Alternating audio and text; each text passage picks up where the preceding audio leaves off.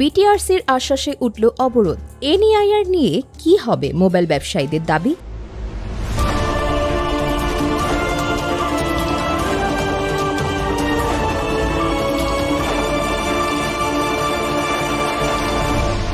Channel CB. স্বাগতম CB নিউজে। BTRC এর আশ্বাসে অবশেষে স্থগিত হল মোবাইল ফোন ব্যবসায়ীদের অবরোধ কর্মসূচি।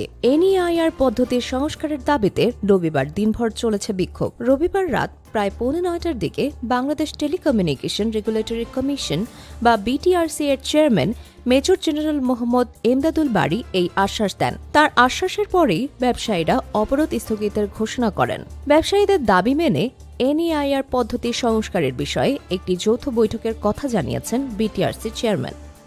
আগামী 9 ডিসেম্বর পর্যন্ত অবরোধ স্থগিত থাকবে। এই উচ্চ পর্যায়ের বৈঠকে ডাক ও টেলিযোগাযোগ এবং অর্থ মন্ত্রণালয়ের উপদেষ্টা, জাতীয় রাজস্ব বোর্ডের চেয়ারম্যান, বাণিজ্য সচিব, মোবাইল ফোন ম্যানুফ্যাকচারার্স অ্যাসোসিয়েশন এবং মোবাইল বিজনেস কমিউনিটি বাংলাদেশের প্রতিনিধিরা উপস্থিত থাকবেন।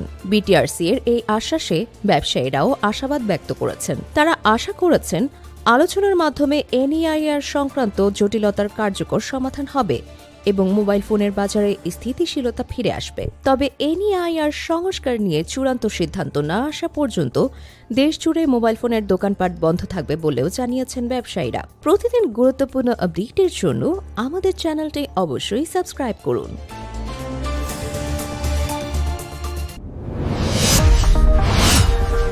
Subscribe now for daily news and updates.